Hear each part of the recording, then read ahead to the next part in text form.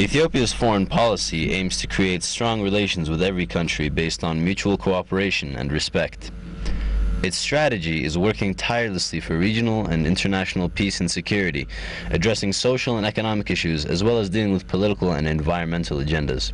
With this foreign policy, the country is attracting the attention of world leaders, international diplomats, investors, and visitors from all corners of the world. International organizations like the UN praise Ethiopia's role in stabilizing the East African regional peace and security, and its efforts for regional integration. To witness what is happening on the ground in this regard and support the effort, United Nations Secretary General Ban Ki-moon and World Bank President Jim Yong Kim have paid a two-day official visit to Ethiopia. The visit was intended to foster a new Horn of Africa initiative to support regional economic development, peace, and security. Our organizations are united in our determination to support the Horn of Africa. This is my third joint visit with World Bank President Kim and our partner organizations. Our visit last year to Great Lake region and Sahel provided timely political and financial support to those regions. We hope to do the same here this week as we visit Ethiopia, Djibouti, and Kenya. We are carrying three main messages. First, this is a moment of opportunity for the Horn of Africa. The region faces serious challenges from drought to terrorism and extremism. But the region includes some of the continent's most dynamic economies, and there has also been important progress towards political stability. Now is the time for the international community to strengthen its support for these efforts. Second, peace and development in the Horn of Africa are mutually reinforcing. Here in Africa or anywhere in the world, we will not enjoy one without the other. We're here to launch the Horn of Africa initiative together with the African Union Commission, the European Union, the African Development Bank, and other partner organizations. As the Secretary General said, we have come to the very firm belief that peace and security and development must go together. And as many of you heard earlier today, this initiative will mobilize more than $8 billion over the next several years to promote stability and development in the Horn of Africa. The World Bank Group is mobilizing $1.8 billion in new cross-border regional funding to boost economic growth and opportunity, reduce poverty, and spur business activity. The development rationale for the new initiative recognizes that we cannot end extreme poverty and boost shared prosperity by 2030 without engaging more intensively in the most difficult problem in conflict-affected areas. The Horn of Africa is one of the poorest regions of the world, with extraordinarily high unemployment rates, especially among young people. Women, in particular, face huge obstacles. They have limited land rights, very little education, and face social customs that often block their ability to pursue economic opportunity, as well as improve living conditions for their families and communities. The Horn Initiative, what we call the Horn Initiative, is an idea that has come forth by big agencies and donors like World Bank, African Development Bank, Islamic Bank, European Union, and the United Nations, so as to help out those areas, those regions that are very much afflicted with various calamities, both natural and man-made. And the Horn is one of the areas that have been bedeviled with wars, conflicts, so therefore consequences, bad consequences like famine, dislocations, etc.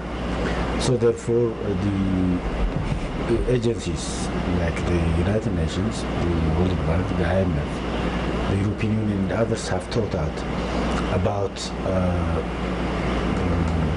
interventions, massive interventions, so as to somehow help out these affected regions from the problems they have been engrossed with, the problems that I have been mentioning. President of the World Bank Group, Dr. Jim Yong Kim, for his part, said the new Horn Initiative aims to create economic opportunities for the region and financing for the provision of clean water, nutritious food, health care, and education.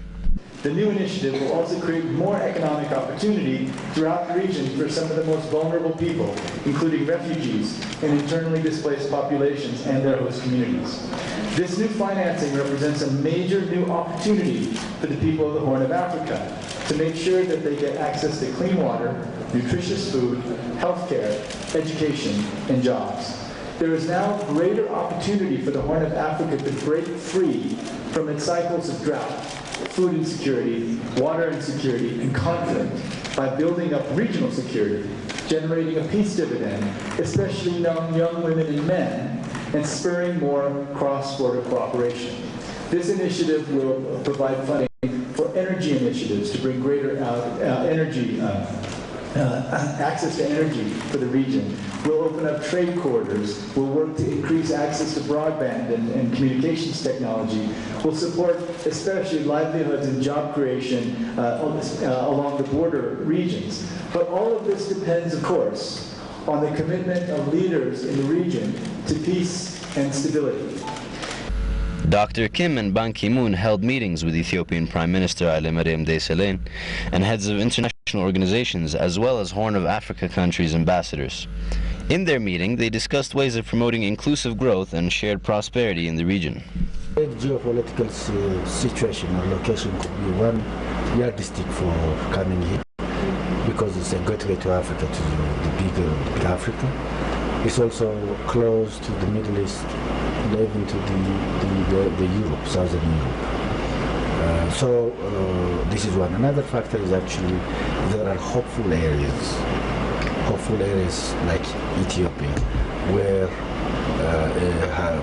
we see the fastest growing country after so many enormous problems which had been gone through.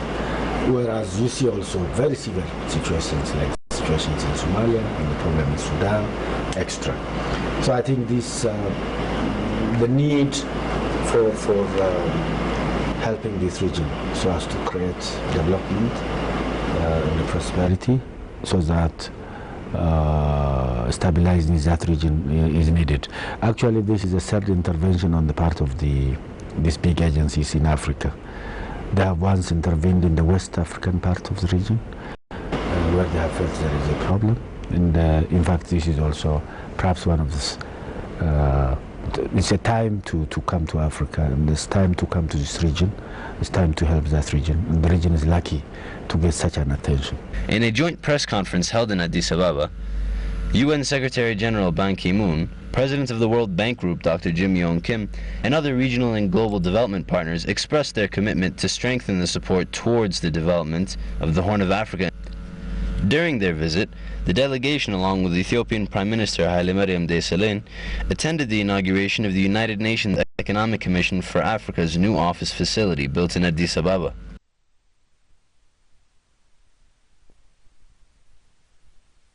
Prime Minister Haile Mariam, on the occasion, said the presence of ECA in Addis Ababa since 1958 and the excellent partnership Ethiopia has built with the Commission's past and present leaders showcase Ethiopia's long-standing commitment to the liberation, peace, and development of Africa.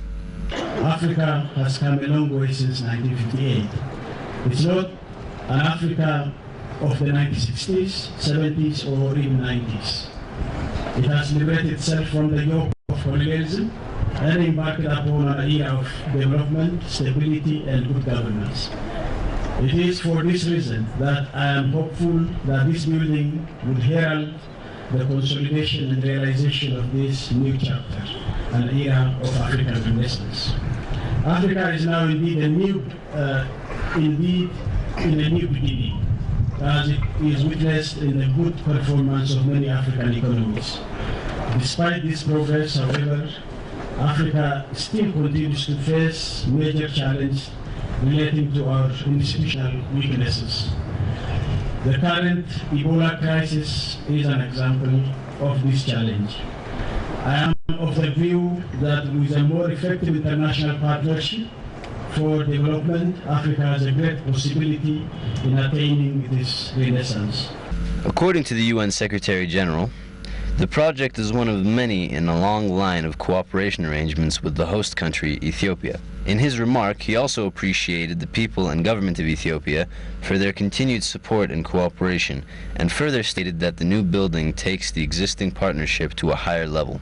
ECA has now become the third largest UN duty station after New York and Geneva in terms of building portfolio. Congratulations. We are very proud.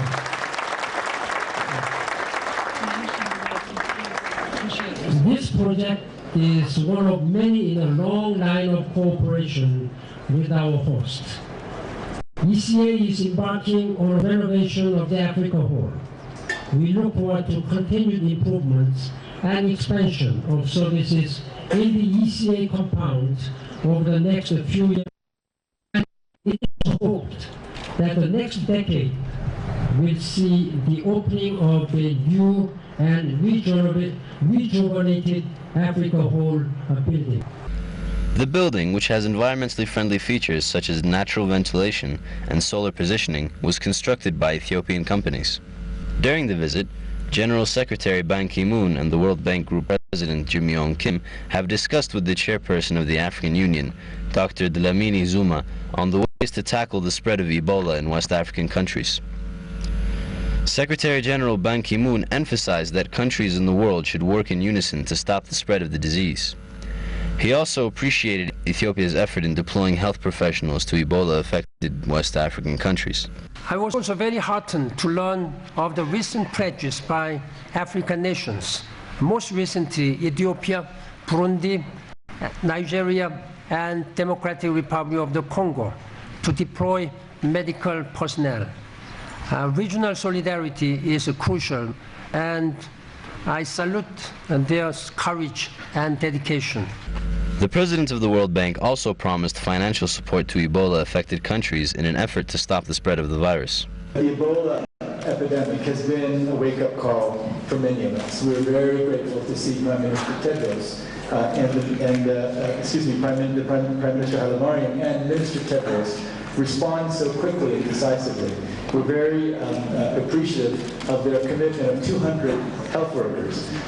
Chairperson of the African Union Commission, Dr. Dlamini Zuma, stressed that African countries should repeat the same solidarity shown in the fight against colonization in the new battle against Ebola. Africa, right from its days of fighting colonization, has relied on solidarity. Countries have believed that their countries are not free until all Africa is free. And therefore, we should again call on that solidarity of Africans and say no country is free of Ebola until all of us are free of Ebola. The delegation has also appreciated Ethiopia's generosity in hosting over 600,000 refugees.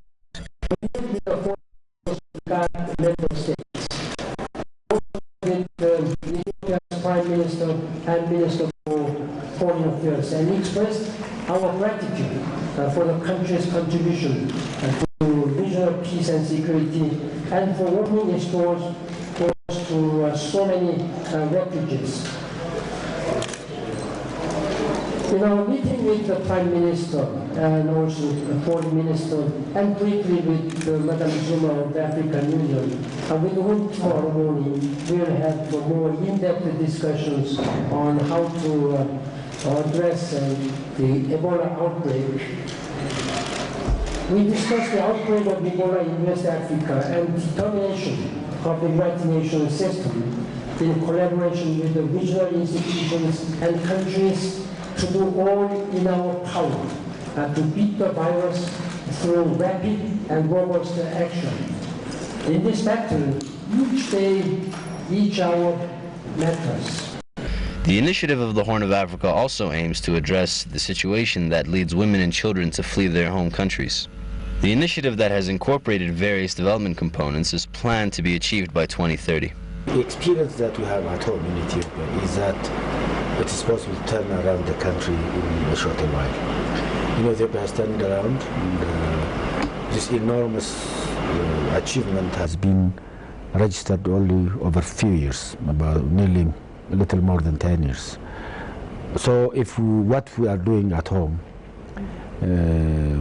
is practiced in our regions, in our neighbors, in the Horn, definitely there is a hope. There are also other countries that are doing their level best, and hopefully the basis for this is coming out of the conflict in which this part of Africa is being developed. Is overcoming the war in Sudan, is overcoming the problem in Somalia, and because Somalia seems is on the right track, there is an attempt to, in fact, after so many years, after over 20 years, they have got a government for the first time, and now they are they're working very hard to get institutions, stabilize the situations. They are also doing their level best so as to wipe out Al-Shabaab, which is a menace to peace and security. They are also trying to stabilize. You see, the prevalence of peace and security in the region would help the region to develop and turn around its economy as well. So, you know, all these wars of backwardness would be overcome eventually. So there is a hope and optimism about it. Being at the heart of the Horn of Africa initiative, Ethiopia is anticipated to benefit from the scheme in strengthening regional integration as well as creating peace and security. Well, the first benefit is actually if the region becomes stable, we become more stable. So if these our neighbors grow, we can conduct business with them. We can have a trade relationship, investment, and everything else. So I think there is a net effect. There is a benefit. This is one of the benefits. The other benefit is actually we'll share also from the resource. They will have our share. And above that, I think the most important one is the fact that this intervention to stabilize the region would in effect help us also, because we'll be lucky enough to be in a stable region. And whatever resource we allocate on stabilizing the region will be reduced. So the burden of interventions also will be reduced. These are all the benefits. So there are political benefits, benefits of security, economic benefits as well. The high-level visit of the UN delegation indicates the recognition given to Ethiopia's efforts in keeping and creating regional peace and security, as well as the role it plays on regional integration through economic development.